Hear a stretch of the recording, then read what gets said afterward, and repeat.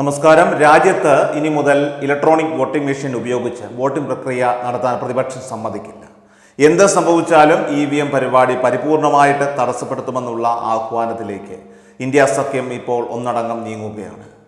രാജ്യത്തെ പ്രതിപക്ഷം ഒന്നിച്ചു നിൽക്കുകയാണെങ്കിൽ അത് വിജയിക്കുമെന്നുള്ളതാണ് യാഥാർത്ഥ്യം. ഭരണപക്ഷത്തുള്ള BJP എന്നല്ല, ഏതൊരു ശക്തി വിചാരിച്ചാലും അതിനെ തടുക്കുവാനും കഴിയുകയില്ല.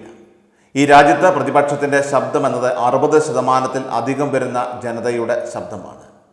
സാങ്കേതികപരമായിട്ട് അധികാരത്തിലിരിക്കുന്നു എന്നല്ലാതെ BJPക്ക് വലിയ വോട്ട് ഷെയർ ഒന്നും തന്നെ ലഭിച്ചിട്ടില്ല.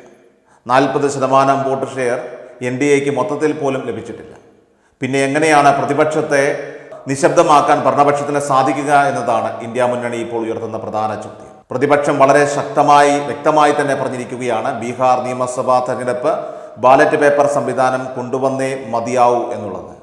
നിലവിൽ ജ്ഞാനേഷ് കുമാറിൻ്റെ നേതൃത്വത്തിലുള്ള തെരഞ്ഞെടുപ്പ് കമ്മീഷനെ ഒരു രീതിയിലും അംഗീകരിക്കുകയില്ല എന്നുള്ളത് പ്രതിപക്ഷ നേതാവായിട്ടുള്ള രാഹുൽ ഗാന്ധി മുൻപേ തന്നെ പറഞ്ഞ ഒരു കാര്യം തന്നെയാണ്. അതുകൊണ്ട് തന്നെയാണ് രാഹുൽ ഗാന്ധി ഉൾപ്പെടെയുള്ള സമിതിയിൽ അദ്ദേഹം ഒരു തീരുമാനം എടുക്കാതെ ചർച്ചയ്ക്കിടയിൽ നിന്നും ഇറങ്ങിപ്പോയത്. ഈ രാജ്യത്ത് വളരെ അപകടം പിടിച്ച നിലയിലാണ് ഇപ്പോൾ തെരഞ്ഞെടുപ്പ് പ്രക്രിയ പോയിക്കൊണ്ടിരിക്കുന്നത്. വളരെ വൈകാതെ തന്നെ ഈ രാജ്യത്തെ ഏകാധിപത്യ ഭരണത്തിലേക്ക് കൊണ്ടുപോകാനുള്ള ശ്രമത്തിലാണ് ഇപ്പോൾ BJP ഉള്ളത്. അതായത് ഭരണഘടനയെ അട്ടിമറിക്കാൻ BJP ഇനിയും എന്തെങ്കിലും ഒരു മാർഗം പുതുതായിട്ട് ഒരുക്കുന്നുണ്ടോ എന്നത് ഇപ്പോൾ നോക്കി നിൽക്കുകയാണ് പ്രതിപക്ഷം.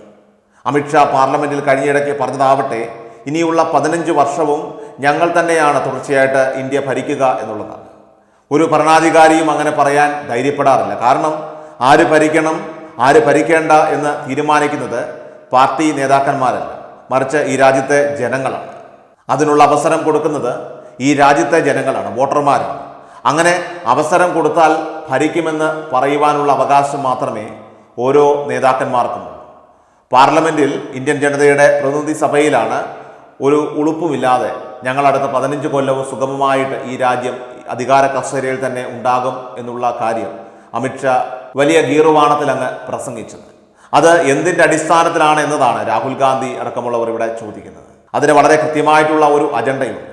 ഇന്ത്യയുടെ തെരഞ്ഞെടുപ്പ് കമ്മീഷൻ മാറി വരുന്നത് BJPക്ക് ഒത്താശ ചെയ്തു കൊടുക്കുവാൻ വേണ്ടിയാണ് എന്നുള്ള കാര്യങ്ങൾ കഴിഞ്ഞ കുറേ നാളുകളായി പ്രതിപക്ഷം ഉയർത്തുന്ന ഒരു പ്രധാന ആരോപണമാണ്.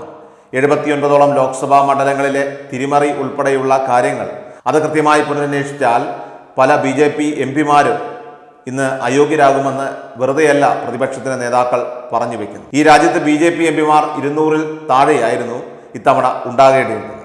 ആ രീതിയിലായിരുന്നു BJP കൂപ്പുകുത്തേണ്ടിയിരുന്നത്.